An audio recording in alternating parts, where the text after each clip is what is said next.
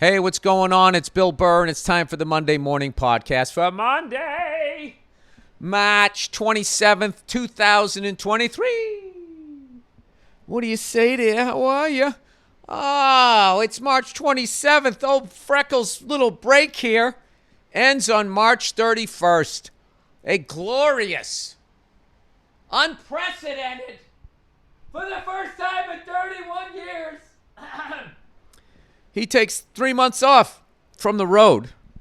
Did a bunch of other shit, but took 3 months off. You know, no pandemic needed. Oh, Freckles was fucking wheezing like an old lady. Oh, Billy Babushka, as they call me in Poland. When I bring my shit jokes through, Billy Babushka playing live at the former Brezhnev Memorial Arena that they then changed, right? When that fucking walrus mustachioed guy said, hey, you gotta pay us. The fuck out of here, right? Isn't that what happened? Isn't that the Eastern Bloc? Remember on the cover of Time magazine, whatever that guy's name was, a hero, right? A man with helmet hair and a big mustache just said, you know, we've had enough of this shit. All right, we've had enough of the jokes. We got a great coastline. We have great beachfront property. It's time you guys with your shit cars pack up your nuclear weapons and get the fuck out of here. Isn't that how it went down? I don't know. I was too young to remember. Too young to understand is what I should say. But I only got 4 days left of my vacation. What do you think I'm going to do? Huh? Come on, I'm in Hollywood. You know I'm going to whine about it. Maybe I'll make myself a hero. You know, this vacation was for all of you people out there in the flyover states. You know, just reminding you to try to take care of yourselves and take 3 months off. Take 3 months off from talking into a microphone. See, I understand. I'm just like you people out there in the real world, all you civilians with your hard hats, ducking at the last second as a fucking steel beam almost takes your fucking head off. I can totally relate. Leaning on a plastic mic stand. I gotta take 3 months off. It's not so much physical with my job. It's the mental aspects of it.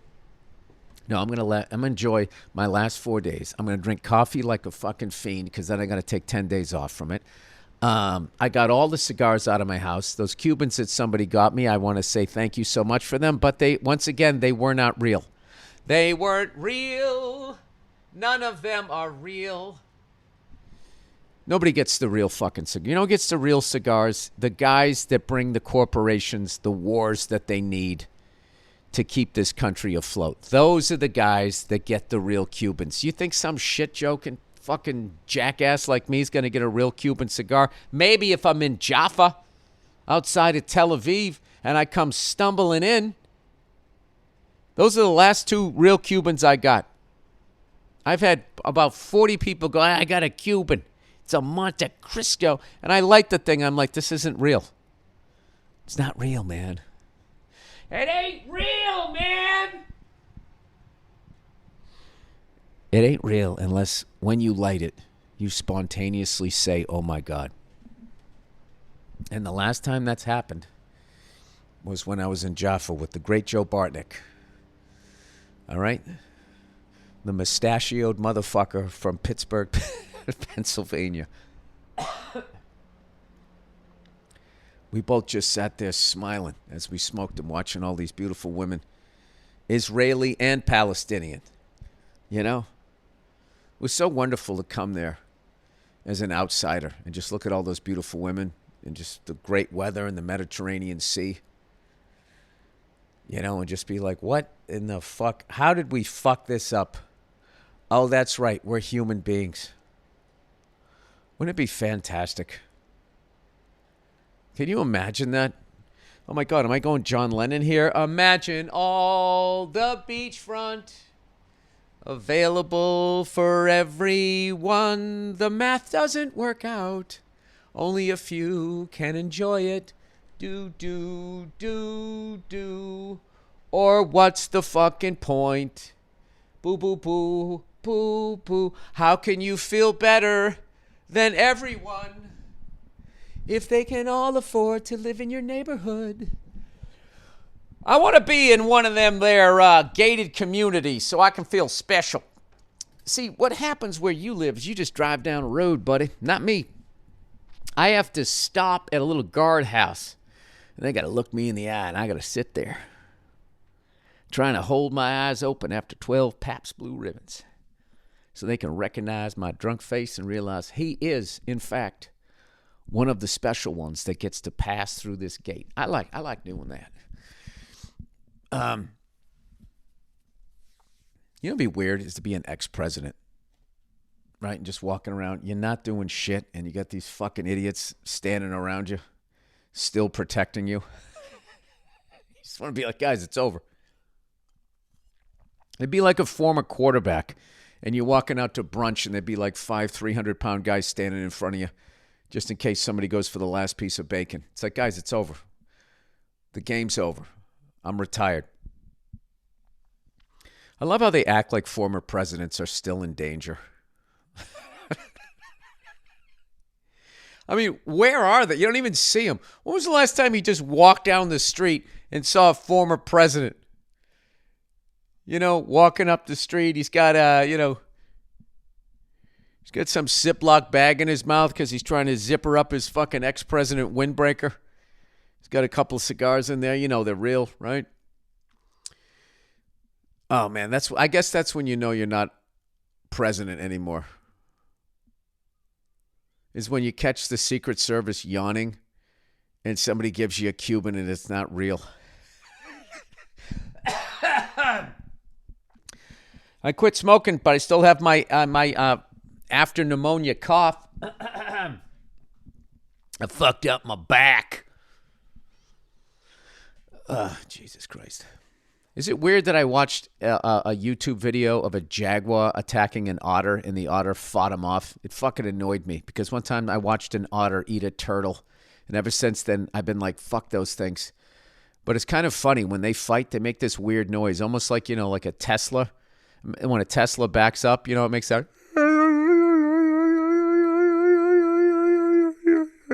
Does that like a big hound dog begging for some food.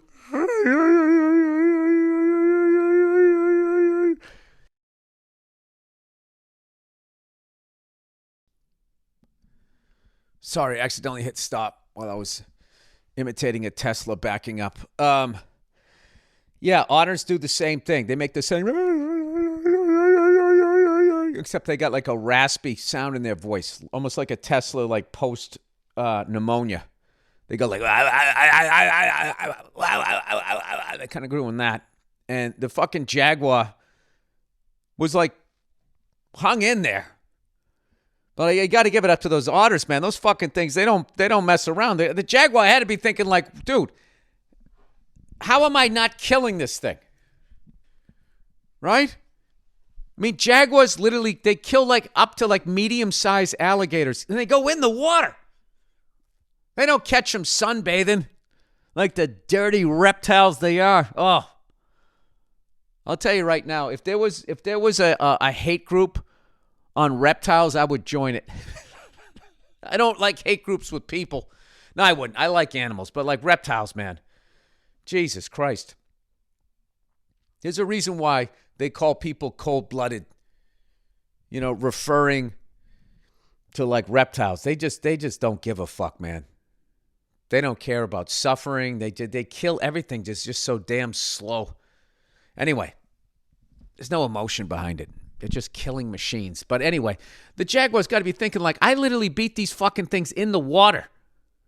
He goes into the hostile environment, like goes into the alligators. Dude, I swear to fucking God, what am I doing here? I can't even do a podcast without accidentally shutting the fucking thing off. Anyway, whatever. The fucking riff was that he went into the alligator's hostile fucking environment, right? That's what I was trying to talk about. That's what I was trying to say. Goes in there and makes all the little alligators cry and go home with their alligator pennants. Going, Daddy, why did the jaguar do that? The dad alligator's got to put his stupid fucking reptile head down and just, yeah. I don't know, son. I don't know. Maybe because it's a better predator than we are. You know, and those alligators got to take that fucking loss.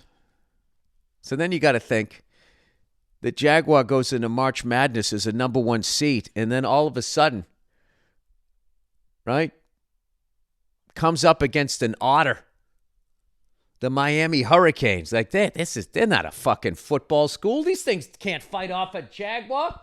And then all of a sudden they go Tesla pneumonia mode on its fucking back. All right? Like somebody out of the Gracie family. The fathers of jiu-jitsu.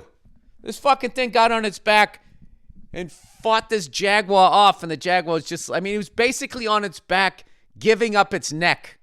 Go ahead, go for it. Go for it, Mr. I fucking kill alligators in their own environment. You know, if I ran like a Louis Vuitton, I would have a pet fucking Jaguar. And I'd just have it killing alligators. Go get it. Go get it. You have them, just save the skin for me. I don't understand why alligator shoes and all of that shit is so goddamn expensive. You ever been to Florida? They're everywhere. Like alligators, I swear to God, they're like the avocados of fucking animals. Why are we acting like they're rare? They're all over the fucking place. You know? There's fucking people on my street have avocado trees in their yard. I could plant one. The thing would live out here. I mean, then I go to get a burrito. Yeah, can I get some guac? Oh, avocados extra. Like significantly extra. Like that's the gold bar of shit you can put on a burrito or on a taco or some shit. It doesn't make any sense. Well, actually, Bill, what it is because the amount of water that it requires. Well, maybe if you built something to catch all that water coming out of the LA River, maybe avocado wouldn't be extra. Okay? And then Mr. and Mrs. Joe Sixpack, you know, who eat apple pie and say racist things, could actually get a burrito with guacamole on it that didn't break the bank. You know? All right. Sorry. Anyways, I am, that's my deal. I'm going to enjoy this week. I flew this weekend. I had a great time, man. Where the hell did I go? I just flew around the basin, the LA basin. I had a good time. You know, it's windy. I knew it was going to be windy on account as I went to windy.com. And it was also, you know, the sky was all clear. The wind was whipping around. And, you know, what's funny was we were taking off in the opposite direction, the usual direction that we take off. And then I'm sitting there and I'm running the helicopter up and there's like fucking 30 people standing there staring at me because they were giving rides in Cessnas. Fucking filming it and shit. You're like, oh God, please don't let me fuck this up. So, I did what you always do. You just fucking ignore them. You stare at the horizon and you do slow inputs. And right as it gets light on the skid, you make a little adjustment, you know? So at the last second, right when you lift off, you fucking straight up and down and you lift up like a champ. You don't go left. You don't go right. You just fucking go straight up. Eased it out. I was in between two helicopters, right? I fucking eased it out. No, there was nothing behind me, which is always nice. Took off in the opposite direction towards Bakersfield. And I got up there and everything was going fine. And then I kind of got into the mountains a little bit, got a little bumpy. And then you got to be, is this because this is a Venturi or is it because I am sort of at mountain level and I'm catching that coming off the hill? You know, I made all my adjustments. Everything was fine. I checked my winds and everything. I was all right, 20 knots. I've flown in that before. This is fine. I felt like a little grizzled vet. I can handle this. Whoa! Right? And then I was all right. It was fun. And Flew over the Rose Bowl. Came in the back way, which is nice. Right along the golf course and all that type of shit. Over Dodger Stadium, right out over Hollywood. I did that. I did like the little touristy loop there. Fucking what's her face? The vice president, whatever her name is. God, I really don't follow politics. What the fuck is her name? For some reason I was thinking Gwyneth Paltrow. I know that's not it. She's an actress, former actress, who now just tells everybody how to eat. Oh, no, she has a wellness brand. I mean, that's what you got to do. You know what happens? I think in this business is you're like, I want to get in the movies. I want to get in the movies. I want to get in the movies. I just want to get in the movies. Then you get in the movies. You're like, oh, my God, this is so much more work than I thought it was. I don't want to do this. I don't want to do this. I don't want to do this. But I like my house. But I like my house. But I like my house. How the fuck can I make movie money and not have to make a movie? I know how to do it. I'm going to teach Mr. and Mrs. America how to lay off a Cinnabon and fucking, I don't know, have a cup of coffee with some butterfat in it or whatever the fuck. Then you become an influencer. That's where it's at. This is why I respect this young generation. This young generation of comedians coming up. Man, I respect all comedians. All right? But what I like what they're doing is they're figuring it out really early. That it's like, if I just make myself my own little fucking business, then I work for myself. You know, but they're young, so then nobody can steal from me. You know, no, what you're doing is you're limiting the amount of people that there's always going to be somebody in your pockets. All right?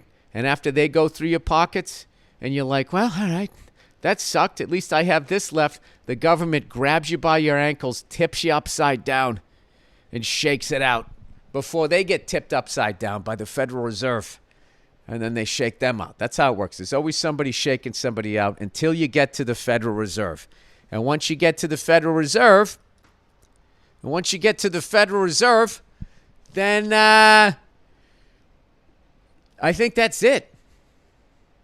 And those people are the ultimate people. All right? They don't even have a gated community. I think they live on like under a mountain. Nobody tips them upside down. They're like, hey, I do the fucking. There's got to be the last person, right? There's got to be the last person. At some point, you have to run out of powerful people, and then there's got to be the last person. But then that has to be a group. Oh, my fucking back. It'll be all right, though. I just walk around and then, I fucking act like I'm raising my hand in class. Oh, like Arnold Horseshack back in the day, and then I work it out. Hey, work it out, okay, baby? All right. There's got to be that last group of fucking people. The last group of people. You know? With no dick in their ass. With all the money in their pockets. And then they just sit there silently. You know, having quail. Isn't that what fucking Illuminati people... They always have like some sort of weird bird that nobody really eats. Or you eat it every once in a while.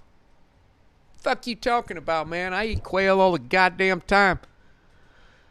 Got them all over my property, all right? When I ain't eating pussy, you can guarantee yourself I'm eating some fucking quail. Whatever. I'm eating an albatross or a condor, some sort of endangered species. You know, because you're just chasing the high, I would think, at that point of exclusivity. No one tells me what to do. No one takes my money. I tell people what to do, and I take their money. I eat whatever I want. My great-great-grandfather shot and ate the last dodo bird. I look up to him. I have alligator skin slippers. God, that's got to be fucking wild. To just be living like that. The whole time, it must be like amazing to just have nobody telling you what to do. And then in your back of your head, you got to be thinking like, you know, I hope all this God shit isn't real. That's what I'm banking on, that you die and you're just dead. They have to be banking on that, man. Making money off of fucking wars. Oh, shut up, Bill. Just shut the fuck up and just be a goddamn comedian. What are you talking about all of this stuff for, huh? What happened? You threw out your back? You woke up a little more grumpier than usual? All right, guess what started this weekend, everybody? Not my period. You wouldn't know that by this podcast, though. MotoGP! What it up? Congratulations to Francesco Bagnaia. He won the first fucking MotoGP race of the year, which was shaping up to be exciting at the front of the pack until Marc Marquez, I don't know, he bumped into somebody and then T-boned Miguel Oliveira. It was kind of funny, though, when he came out of the garage there and he was all right. He was, like, blowing kisses. The announcers were going like, yeah, he's kind of hearing it from the fans because I guess Miguel Oliveira was from Portugal or whatever. Or is that where they raced? I don't know. I got kids crawling all over me, and I was trying to watch the race. And Marc Marquez broke a little bone in his finger. I don't know how Miguel Oliveira is not hurt. He basically got T-boned. He was in the turn, leaning down. Marquez clipped this other guy, and then he just fucking went straight into the guy's back. And I was like, oh, my God, I was watching the race with Dean Del Rey because we're going to go to the race number 3 in Austin, Texas, where all them goddamn liberals is at. In the city, they're liberal. When you get outside, then you get into the rich liberals, which are always fun people. Rich liberals are very fun people to be around. They still think they're good people, right? And then as they're going like, can we get these homeless people off of our sidewalks? Wait, I thought you were liberal. Oh, listen, I paid a lot of money to be in this neighborhood. I still care about the little guy. I just don't want to watch him struggling on the sidewalk in front of my house. I want to feel safe when I go out to my Tesla.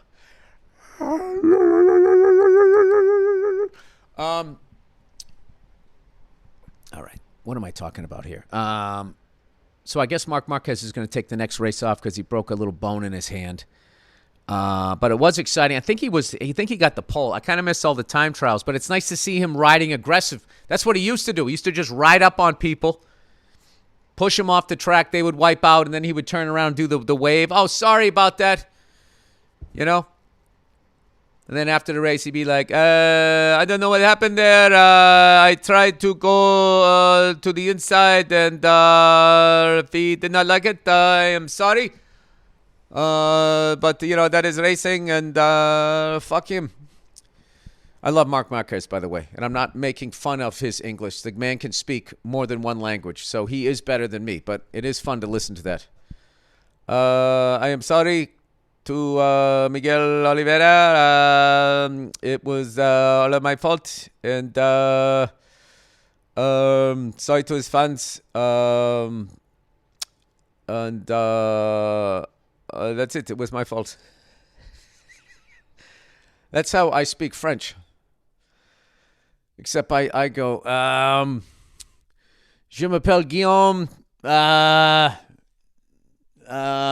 Shit. Je voudrais boire quelque chose de l'eau. Everybody does that when they're learning another language, right? Thanks, Bill. Thanks. The guy's fully fluent, and you're fucking comparing yourself to him. What is wrong with you this week? So anyway, race number 2 is in Argentina. Marc Marquez will not be there. All right?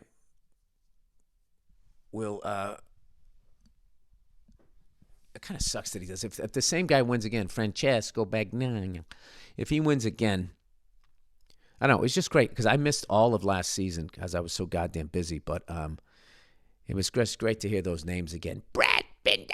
The best part of the race was watching Johan Zarco pass Alex Marquez and Brad Binder. Jack Thriller Miller. He's good for a couple wins a year.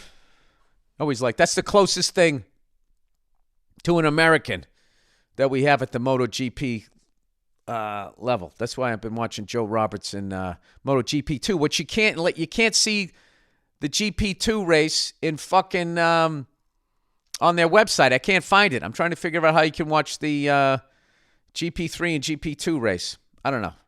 Whatever. I'll get to see him race in Austin, Texas. Really looking forward to that. There's actually one other American at the MotoGP2 level, and I'm hoping that I want to see an American at the top level. But the closest thing I got is Jack Thrillamella. I believe he's English.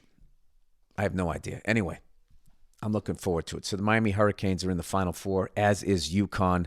I think everybody's bracket kind of blew up with who had the Miami Hurricanes? Who had Princeton going as far as they did? I mean, who didn't watch a game and still like fucking filled out a bracket and had the nerve to be upset like me? As you just picked, long-time storied schools like Kansas and University of Indiana. That's what I did. Anyway, so as I mentioned, I'm going on the road this week. My cigars are gone. I now will smoke a cigar if it's like an event. All right, but I'm just going to be sitting here out on my back porch smoking a cigar, talking to myself, late at night. And my wife goes, "When are you coming to bed?" I don't know. All right, I'm coming. Well, forget it then. Don't come up. All right, let me do a little bit of... Ow! I feel like somebody punched me in my kidney. All right, let's do some reads here, man. Oh, look who it is. Luck be a lady tonight. It's FumFoom, everybody. F-U-M-E. Be smart. Don't start. Kick the habit. Put it out before it puts you out. All phrases we've heard 100 times, yet we still continue to have bad habits. Personal struggle. Any bad habit that's hard to kick the story. All right, boozing. How about boozing? What have I tried to stop? Yelling. Sugar. Alcohol. I haven't drank in close to 4.5 years. And I'll never go back to that shit. I don't think so. And if I do, it happens. People say I'll never date a psycho again. And next thing you know, you meet their new girlfriend. You're like, this is the same person with smaller tits. You're literally dating the same person again. She parts her hair on a different side of the head, but it's the same fucking person. Yeah, we've all struggled. Anyway, our sponsor, FumFoom. Oh, God, they got the umlaut over it. Is it FumFoom? FumFoom is on a mission to accelerate humanity's breakup from the bad habits that consume far too many of us. FumFoom is a natural diffusive device that uses plants and behavioral science to help you trade out your negative habit for a positive one. FumFoom is not a vape. It's a non-electronic device designed to transform your negative habits. Instead of pods filled with potentially harmful chemicals like a vape, FumFoom uses cores, C-O-R-E-S, infused with plants like peppermint and cinnamon for delicious natural flavors. FumFoom's new version 2 model is a snappy tactile. With an adjustable airflow dial and a magnetic end cap, your fingers will always have something to do.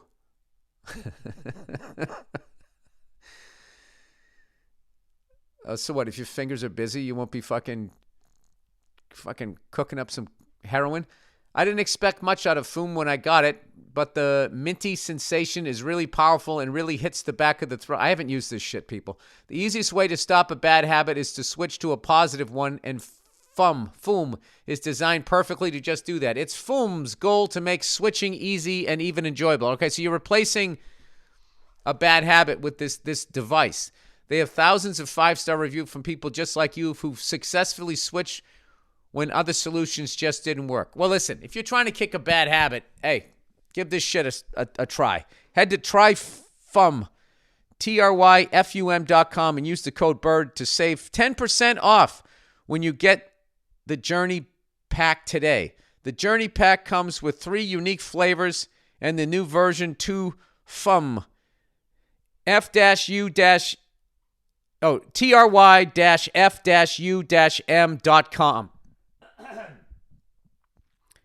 No, there is no dash in it. I think it's tryfum.com. And use code Burr to save an additional 10% off on your order today. Hey, you want to quit a bad habit? Sorry, SimplySafe. For the record, people, I do these podcasts in the morning. That's why I sound like this. And I smoked cigars for 10 years and I had pneumonia. There's my excuses. All right? SimplySafe, everybody. You know, who's planning to do some spring cleaning this year?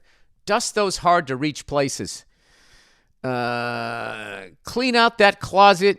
You know the one. Here's my advice. Clean your house and then protect every inch of it with SimplySafe Home Security. I recommend it to everyone. SimplySafe is designed with cutting-edge technology and backed by 24/7 professional monitoring. In an emergency, agents use Fast Protect technology only from SimplySafe to capture critical evidence and verify the threat is real. He's got a gun! So you can get priority police dispatch. 24/7 professional monitoring services cost just under $1 a day, less than half the price of traditional home security system. You can lock and unlock your doors, access your cameras, and arm and disarm your system from anywhere. CNET named SimplySafe Editor's Choice for 2023. Customize the perfect system for your home in just a few minutes at simplysafe.com/Burr. I like how I went up there. In just a few minutes. Didn't that make it sound like it was going to be easy? Go today and claim a free indoor security camera plus 20% off your order with interactive monitoring. That's simplysafe.com/Burr. SimplySafe.com/Burr. There's no safe like SimplySafe. All right, I got some new dates, everybody. I got some new dates on the docket here. June 23rd, Bridgeport, Connecticut, at the Total Mortgage Arena. That has got to be the worst name for a fucking arena since jobbing.com. Total Mortgage. Fucking Total Mortgage, dude. June 7th and 8th, Atlantic City, New Jersey, at the Hard Rock Live at the ETES Arena. I love Atlantic City. Pre-sale is Wednesday, March 29th, 10 a.m. local time.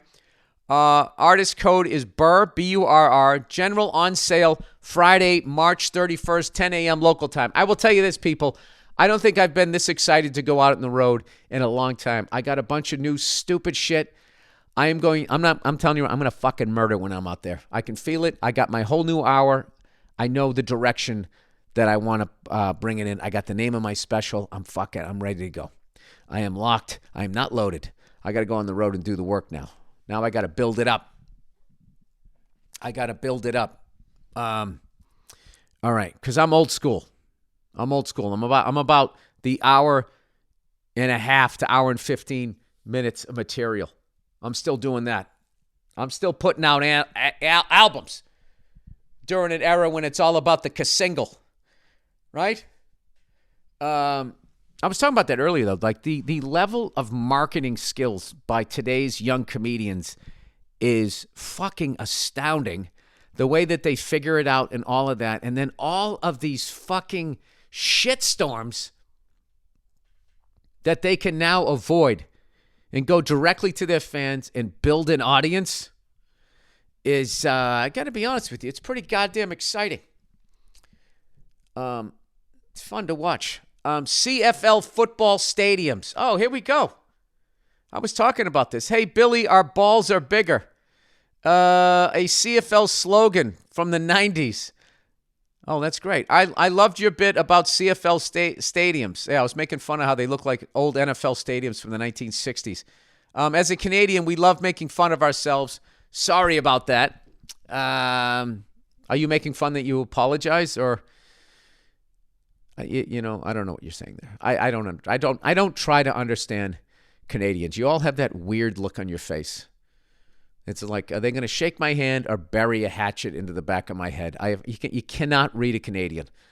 And they all wear the same winter coat like those fucking kids on South Park. The one with the little fucking bear or something holding a flag. That's like big status that you can afford the really expensive goose down jacket. Anyway, you definitely need to attend some CFL games while you're in Canada. You will be surprised to see how modern some of the stadiums in the CFL actually are. Saskatchewan probably has the best stadium in the CFL. I don't want to go to those. I want to go to a fucking old school one that like Warren Moon played in, or Doug Flutie. Not to mention the most passionate fans in the league. Winnipeg Stadium looks like a smaller version of Lumen Field in Seattle. Oh no! Tim Hortons Field in Hamilton. How Canada is that to name your? How Canadian is that? How Canada is that? How Canadian is that to name your stadium after Tim Hortons? I think it's awesome. Is smaller stadium with great sightlines and atmosphere. All right. Oh, Hamilton, Hammertown. Is that it? South of Toronto, where a lot of people don't know this. That's I played that theater. That's where Bill Cosby did one of the greatest stand-up specials of all time. Despite his offstage behavior, he did Bill Cosby himself there, I believe. In my hometown of Vancouver, British Columbia, BC Place Stadium was completely renovated in 2011 and features a retractable roof. Ooh! That fucking roof works one time, and then it's just busted.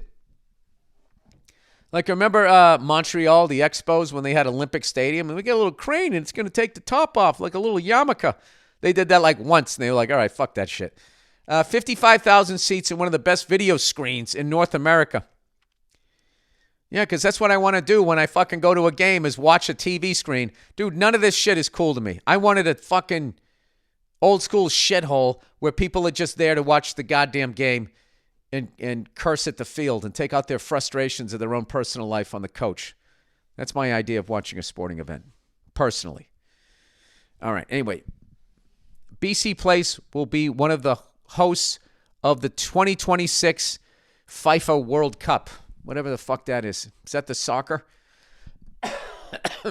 I know what that is. I'm just fucking with you. CFL football is a very exciting version of the game.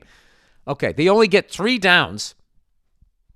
So it's a pass-first league on a much bigger field with unlimited pre-snap backfield motion. I do like that. CFL, I like how like you're watching and right before they snap the ball, the receiver comes running by the screen like some fan ran on the field. We're going streaking! CFL rules also make it really hard to run out the clock, which makes for a lot of exciting finishes. Hope you make it to a game of Saskatchewan, Winnipeg, Hamilton. You will have a great time and come away with a new perspective about the CFL. I've always liked the CFL. I don't have a problem with it. It's football. Love your podcast. Keep making fun of us Canadians and go fuck yourself. All right. You got it. All right. Money to build. Dear Billy Boy, on your podcast today, you read a listener email. You read a listener's email, is what it should have said, that mentioned the expensive new Federal Reserve building. Oh, is it a new building? I thought they were renovating it. The email seemed to be complaining that their tax dollars went toward the construction of this building. The Federal Reserve does not receive taxpayer funding. Holy shit, is this a guy from the Federal Reserve clapping back? Instead, it gets most of its money by collecting interest off of government securities it owns. Despite its name, the Federal Reserve is not actually part of the federal government. Yes, everybody knows this at this point. It's as federal as Federal Express. We all know this. Maybe this is a good reminder to your listeners and all of us to do a little bit of thinking before wasting our time getting pissed off about shit that isn't even real.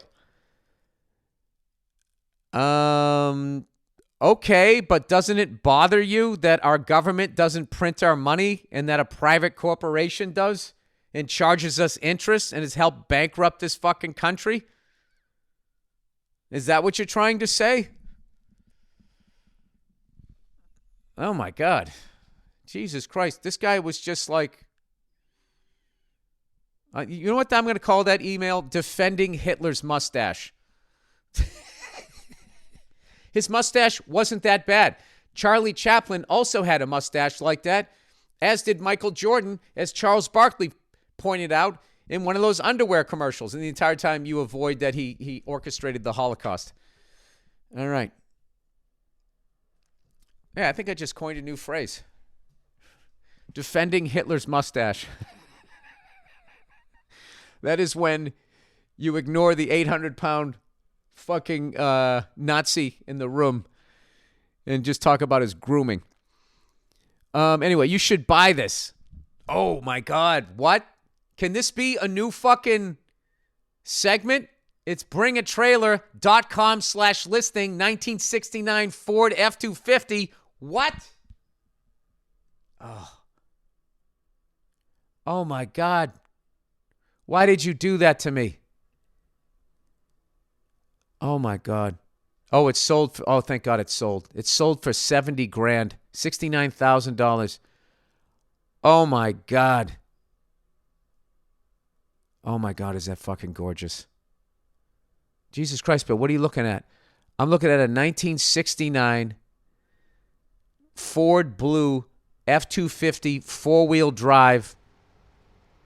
I don't know if they were called High Boys yet. It's got the white grille. Same front end as my 68. They changed them in 70. Oh, it's got the big camper fucking mirrors on the side. Does not have the dual... Where's the gas tank on this fucking thing? Oh, maybe it's behind the license plate. Maybe they moved it around. It's got the 8-foot bed.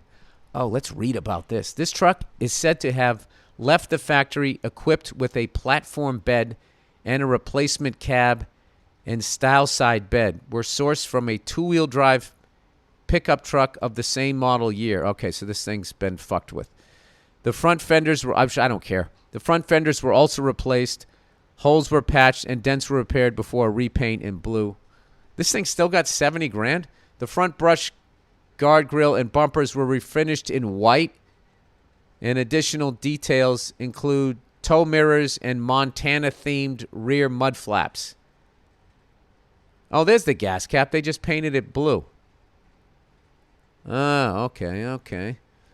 The seller notes dents in the bed and an area of touch-up paint on the front bumper that is shown. Wow, man, this thing's got a lot of little... it's got a lot of character. White 16-inch steel wheels are mounted. Okay, let's see what we got here. We got a nice bench seat, sun-faded. That's always cool. Oh, it's a 4-speed. I like that. What's it got? It's got the 390? It's got to have the 390, right? Can't read if that's the 360 or the 390. Oh, the 360, the smaller of the two engines. I'm glad I laid off this. It's still cool, though. Well, it looks like they did the underneath is all brand new. Ooh, look at that. That is nice. Further work performed during the rebuild included... Oh, man. I fucking love a truck. I wish my truck would show up. Oh, that's what it originally looked like. What the... That was an ugly-ass truck. All right. I like it. You're getting close. I'm kind of like a chick right now where you feel like you did something really nice for me and then I just bitch about it. Okay, guys, whatever you do, don't show me a mint condition 1969 Cadillac Eldorado. I want one of those fucking things. I don't need it. Nobody needs it, but you do need it, you know? You know what I want one of you guys to do? I want one of you guys to buy the fucking Eldorado the same year as when De Niro's character gets blown up in it when he's playing Ace Rothstein, Ace Rothstein. I guess that thing, it just so happened there was something wrong with the balance on the car, so they had to put a metal plate underneath the driver's side so it would drive like a Cadillac, and it was that piece of metal that saved him from getting blown up. I mean, I bet Ace Rothstein went home that night and when his ears stopped ringing, probably did the math to try to figure out what the odds were that somebody tried to blow him up in a car that actually had a "don't fucking blow me up" plate on it. I wonder what the odds are of that. Oh, gee, Bill, aren't you just fucking inquisitive today? All right, movie pick. Oh, before we get into this, guess what I watched? I got about 40 minutes left in it. I watched Sean Penn, Christopher Walken, and one of my favorite actors / storytellers, rest in peace, Chris Penn in At Close Range. Christopher Walken is just so fucking crazy and sinister in that movie. It's Christopher Walken. He's fucking amazing. And Sean Penn, as always, is amazing. Everybody in the movie, I love the cars in the movie. I like the story. I really thought, I don't know why, I just, like the 80s, I'm kind of coming back to it where I was just like, I never had nostalgia for it. I was just thinking like, this is just always going to look cheesy.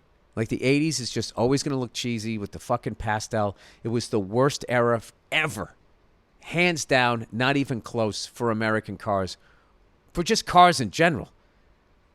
I would say maybe like BMWs, Mercedes, Jaguars were terrible. All American cars sucked. Like if you really look at on these Mecum auctions, nothing from the 80s ever comes through. And if it does, it's always under $100,000. I would say the only thing that ever seems to make money is like a Buick Grand National. And then I think maybe like foreign cars, like occasionally maybe like a Nissan 300 will fetch a little bit of money, but nobody gives a shit about the Camaros and all of that. As far as like, they're not like six figures. I don't know. I should probably shut up because I haven't watched enough of it, but like, I just don't see stuff, over the years, like all of a sudden more late model cars have come out, but a lot of them are like from the 90s. The Porsches from the 80s, of course, are worth a lot of money. But everything else is just, I mean, just think of the Chrysler product. The great Dodge, Chrysler, Hemi, all of their fucking legend in the 80s. The Dodge K cars, their attempt at like fucking having a badass car, the fucking Chrysler Laser. All of those ones. And then Chevy with like the Fiero and the Lumina. What the Chevy Nova became. Chevy Chevette petering out. Economy cars. I mean, it was just fucking awful. It was awful. That was a bad time to be on The Price is Right. You could win this, a new car. Yes, it's the 1983 Chevy Nova, 4-cylinder, 4-speed. That was actually, my dad had one of those. It was a fucking great shifting car. I'll tell you that. Nice, smooth shifting. I'll tell you what was cool. My boss, when I worked in the warehouse, had one. What the fuck was it? He had a Toyota Supra in red, like an 84 or an 85. He let me borrow that car one weekend when he borrowed my truck to move. I lost in that switch. Although it was a fun car to drive. As he put 2 refrigerators and a fucking L-shaped couch in the back of my little Ford Ranger. 2-wheel drive, 8-foot bed, 4-cylinder, 5-speed, vinyl seats. Anyway, fire engine red. What else? Nothing else. AM radio. I was styling. Yeah, so I didn't think that any of that shit would ever come back. And but now I'm watching these movies from like the 80s, and I'm looking at a lot of the cars and everything. And what's funny too is like, it was like cars from the 60s were just to drive around the cars in the 60s. Now that it was like 20 years old or whatever, they were just starting to become classics and starting to be like worth some money. Like I can't imagine what you could have got some of those muscle cars for, like during the first, gas crisis and all of that shit. But anyway, I'm finally out of the 70s, which I feel has been done to death. And the 60s I like, but like there's still that leftover, like, why I oughta kind of acting, which makes it a little difficult to, like, people are sort of starting to catch up with the, I would say, Marlon Brandos and that type of shit, coming out of the Steve McQueen, Charles Bronson, classic tough guy actors, and then you actually get like I don't know, like Dennis Hopper and people like that, De Niro and all of them starting to get their first work towards the late 60s. And, of course, you devour the 70s. Then you go into the 80s, and there's, here's some movies I would say. I would say To Live and Die in L.A., if you can fucking find it. At Close Range is a great one. Sharky's Machine. It's a little uneven, but I just love that Burt Reynolds did that movie. That movie Thief with James Caan, Blowout, John Travolta. These are the movies that I've been watching so far, and I've loved every single one of them. And there's been a few cars that I saw. Like, is that a Chevy Monza? Like, what the fuck ever happened to those things? Or my favorite one of all time. Oh, what was that car? The Chevy Citation, which I always bring up on this podcast. Like, it wasn't a fucking sedan. It wasn't a hatchback. It was like the hot dog of cars, where it's just pig assholes and fucking toe cheese, and they just shove it in a fucking sausage. It was the car version of that, and they forgot to design a radio in it. They slapped it together so quickly, so they ended up putting the radio in vertically, and they didn't even change the numbers. You had to like turn your head. My buddy had one. It was fucking insane. It was like did somebody just build this in their backyard from spare parts? They're like, nope, this came from the GM factories.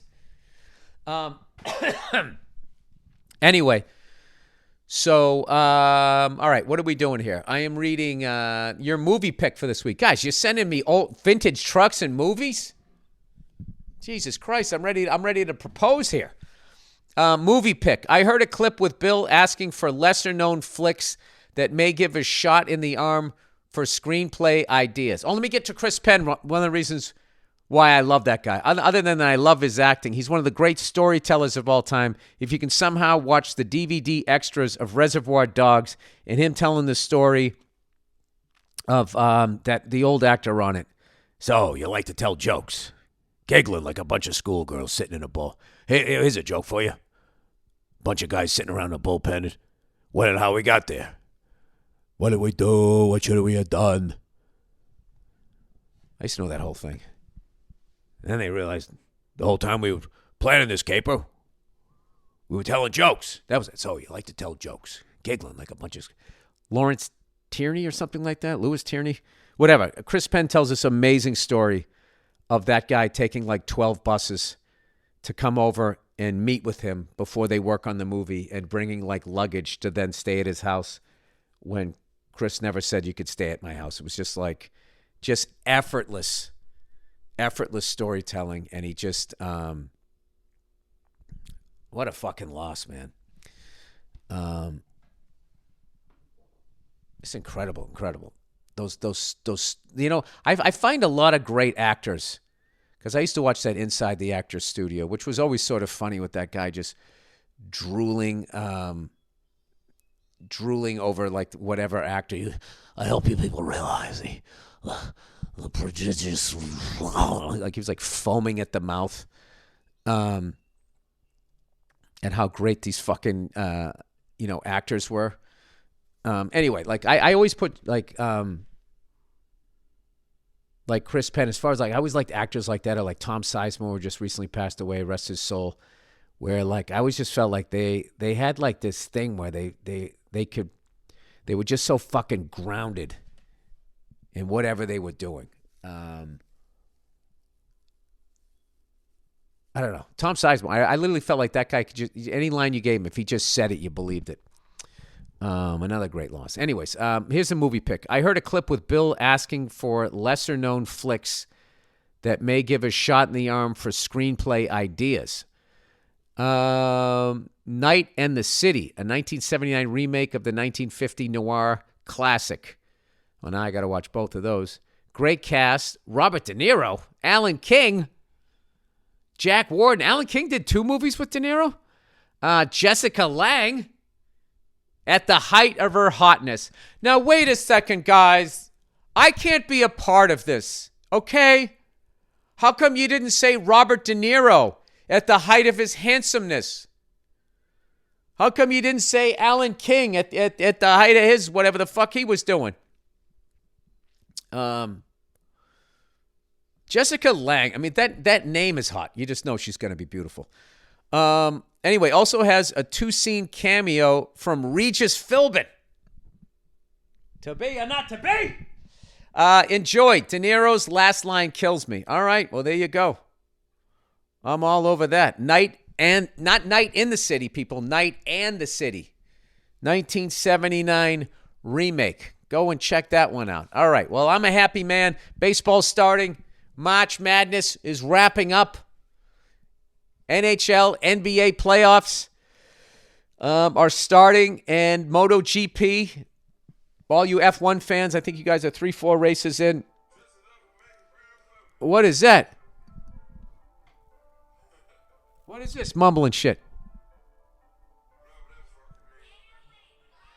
What is that? Is that mine? Oh, that's my phone. Who the hell was that guy? Oh, Future. Wait a second. It just said March Madness. Is my phone listening to me? I just literally said March Madness, and then a song by Future came on called March Madness. All right, I'm going to act like that wasn't creepy as hell. You know what it was? Is I was fucking talking about the Federal Reserve. That's what it was, man. They're worried this podcast is going to bring it all down, man. Anyway, have I been? I told you guys my little drum calisthenics that I've been working on. All right, here's for the drummers out there. All right. Right, left, kick, 16th notes. All right. Quarter note, hi-hat. You play a bar of that, and then you go into right, left, kick. Still playing 16th notes, so it becomes 3 against 4. When you get to the 1, you're going to land on the left hand. And then it's left, kick, right, left.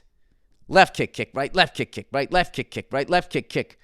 And then you're going to start with the 1, left kick, right, left kick, right, left kick, right, left kick. You'll come out leading with the bass drum foot. And then it's kick, right, left, kick, right, left, kick, right, left, kick, right, left, kick. Right, left, kick, right, left, kick, right, left, kick, right, 3 against 4. And then you'll come out with kick 1, double kick there. Then it's kick 1 left, kick 1 right, left, kick, there. Kick right, left, kick right, left, kick right, left, kick right, left, kick. You land on the bass drum. Then kick right, left, kick right, left, kick right, left, kick. And then you come back around again to right, left, kick. I hope that made sense. You're basically just moving around the quad. And in between those, you're doing a right, left kick thing, a 3 against 4 thing that I learned from JP Bouvet off of his website. Combining shit here, people. Then you mix it all up, and every once in a while you throw in a grouping of 4 strokes 16th with your right, left, switches everything up, and you just keep the quarter note pulse, and you just blaze around the kit, and everybody thinks like, holy fuck, what is this? It's nothing. It's literally fucking moving the quad around with the 3 against 4 thing, going in and out of it, and then throwing in, just to fuck with people's ears, 4 single strokes to turn it around, and then everybody just thinks, it's kind of like this podcast. You listen to it, you think I'm saying something, and by the time you realize that I'm not, it's over. And it is over, people. That's the podcast for this week. 1 hour, 1 minute, and 38 seconds. How do you like that? All right, that's it. Go fuck yourselves. Have a great couple of days, and I will check in on ya on Thursday.